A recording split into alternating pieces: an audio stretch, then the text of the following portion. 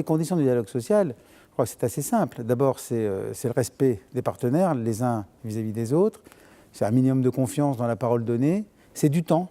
C'est ce qui manque le plus. En général, on veut précipiter les choses. Et d'ailleurs, lorsqu'on pose une question qu'il faut mettre en débat au sein du dialogue social, souvent, on connaît déjà la réponse, ou on sait la réponse à laquelle on veut arriver. On peut le faire, on peut le savoir, mais il ne faut pas le dire. Et il faut donc laisser la réponse s'élaborer de manière collective et de manière co-construite. Donc c'est ça les conditions. Et encore une fois, pour faire ça, il faut du temps. C'est la raison, il faut du temps et de la cohérence et de la continuité. C'est la raison pour laquelle souvent les réformes qui sont des effets d'annonce très médiatisés, en réalité, ça ne donne pas de bonnes choses. Parce que ça va trop vite et que lorsque vous dites au public on va réformer dans tel sens, le public s'attend à ce que le lendemain ça soit déjà fait.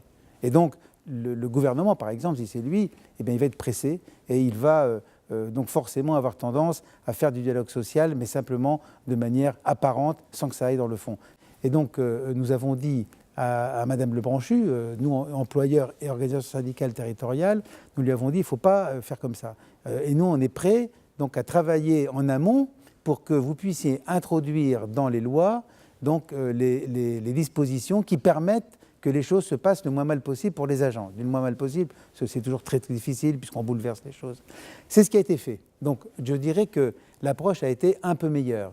Mais ensuite, naturellement, ça nécessite une application et une application dans un bon esprit localement. Ça n'a pas toujours été malheureusement le cas et on a assisté évidemment à des conflits locaux parce que cet esprit n'a pas été totalement respecté, généralement par les employeurs territoriaux en question. Mais il n'empêche quand même que c'était la prise en compte la prise en compte de la fonction publique et des agents publics était meilleure dans les lois NOTRe et MAPTAM que dans les lois précédentes. Et je crois que ça s'est fait grâce justement à la capacité dans le dialogue social des employeurs et des syndicats de demander cette inclusion dès le départ, donc ensemble. Pour ce qui concerne les élus, je pense que c'est d'abord de la sensibilisation, parce qu'après, ils peuvent très bien donc justement demander à leurs techniciens, à eux, de les accompagner. Lorsque nous sommes en réunion au Conseil supérieur, il y a des représentants d'organisations syndicales et il y a les experts des syndicats qui peuvent venir. C'est tout ça est d'ailleurs formalisé. Les experts peuvent venir, ils peuvent intervenir sur le sujet dont ils sont experts justement. Donc on a ça aussi. Et ce qui est intéressant, et ça c'est une des pistes de renforcement justement du collège employeur, c'est que je voudrais donc faire passer l'idée, mais ça c'est un combat assez difficile, faire passer par exemple l'idée que dans le collège employeur, ce sont des élus, mais que les élus puissent venir accompagner d'un DRH ou d'un DGS, etc., sur un sujet donné, qui puisse donc lui-même intervenir. Bon, mais ça c'est pas gagné, hein. Donc il y a un travail à faire.